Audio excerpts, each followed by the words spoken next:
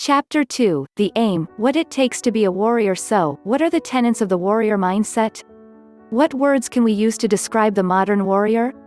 Here are just a few: courageous, self-disciplined, principled, strong-willed, kind, growth-oriented, self-sufficiency, protective, self-sacrificing, calm, responsible, motivational, inspiring, charismatic, noble, powerful, modest. Though not necessarily humble, these are just some of the traits that a true warrior should strive for. These are some of the things we will be looking to cultivate and better understand throughout this book. Another great description of a warrior comes from an unlikely source, the Disney film Mulan. These quotes are from the song, "I'll Make a Man Out of You," but in fact they can apply equally to a woman. Oh, and in case you don't want to learn lessons on chivalry from a Disney film, consider the fact that Jackie Chan sang the Chinese version of the song. He's one of life's true warriors, so perhaps that gives it just a little more weight. Tranquil as a forest but on fire within. Once you find your center, you are sure to win. We must be swift as a coursing river, with all the force of a great typhoon, with all the strength of a raging fire, mysterious as the dark side of the moon, still and calm on the outside then, but with great power and strength on the inside. Not driven by impulse or whim, but by greater purpose. Never bending to the will of others and never giving up when the going gets tough. That is the warrior spirit. Times you are not a warrior, you probably don't live on the battlefield, and you probably hopefully will never need to see combat, although this book will ensure that you are ready in case you ever do.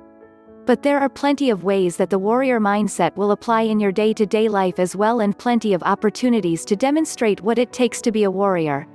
Perhaps the easiest way to consider this is to look at all those times that you weren't a warrior in your life. These are the times when your fear, your anger, or your lack of motivation and willpower got the better of you. Consider this: you wake up in the morning and realize your favorite shirt is torn. You spend the rest of the day angry with everyone, sulking and not focusing on your work.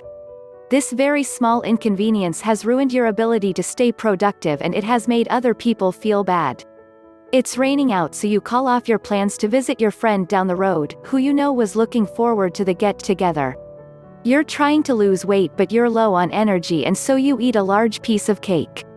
A friend faints at a party, and instead of staying calm and following a correct protocol to make sure they're okay, you instead get in a flap, scream at everyone, and make matters worse. Your boss needs you to complete an assignment before you go home. You resent the idea of staying later, and you're feeling tired, so you rush it and put in less than your best work. You have been telling friends for years that you're going to write a book and that it is your dream to become a published author. You get home and the first thing you do is crash on the couch and watch trashy TV. You break a glass in the kitchen, and when your partner asks who did it, you blame your friend who was round the other day. You get into a physical altercation with someone in the street and run away, leaving your friends or family to deal with the danger on their own. You are getting onto a train, and instead of letting the elderly lady on in front of you, you push ahead. Your friends are peer pressuring you into smoking weed and accusing you of not being fun. Smoking weed is something you have no interest in this hypothetical situation, but you let yourself get talked into it for fear of appearing lame. You are happily married when an attractive man makes their move on you. You give in to your momentary impulse and you sleep with them, effectively wrecking your relationship with not only your partner but your children as well. You are unhappy in your relationship or job, but you stay in it because you don't have the heart to tell the person, or you are too afraid of what the future might bring. Some of these examples are more extreme than others. Of course, there is a big difference between eating ice cream when you really shouldn't and being swayed by hate speech. And occasionally losing your cool is normal.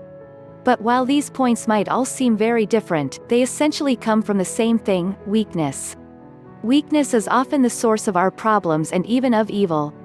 Weakness means giving in to things we know aren't right, or making excuses and putting off our goals. Now let's look at how someone strong might approach the same issues. You wake up in the morning and realize your favorite shirt is torn. You shrug and wear something else, recognizing this as a very small issue in the grand scheme of things. It's raining out and you don't feel like going out. But you know it's the right thing to do, so you man up and you go. You're trying to lose weight, but you're low on energy. You dig deep, find that fire within, and head to the gym. A friend faints at a party and you remain calm, cool, and collected. You assign jobs to people and check they're okay. Your boss needs you to complete an assignment before you go home. You resent the idea of staying later and you're feeling tired, but you complete the work to the best of your ability nevertheless. You speak to your boss about not putting you in that position again.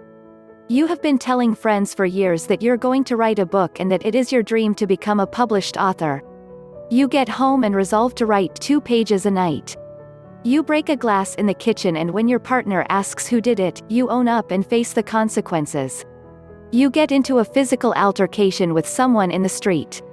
You make sure your family and friends are safe while trying to calm the situation as best you can. You are getting onto a train and you always stop to let the old lady on first. And the old man. And anyone who was there first. Your friends are peer pressuring you into smoking weed and accusing you of not being fun. If you want to, you do it. If you do not, you do not. You are happily married when an attractive man makes their move on you. You have control of your feelings, so you turn them down.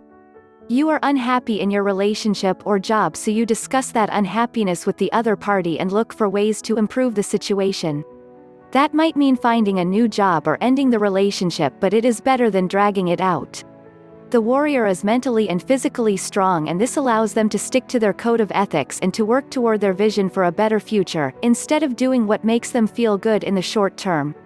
Ultimately, this leads to much greater happiness, much greater peace, and much greater pride. And not just for you, but for all those around you.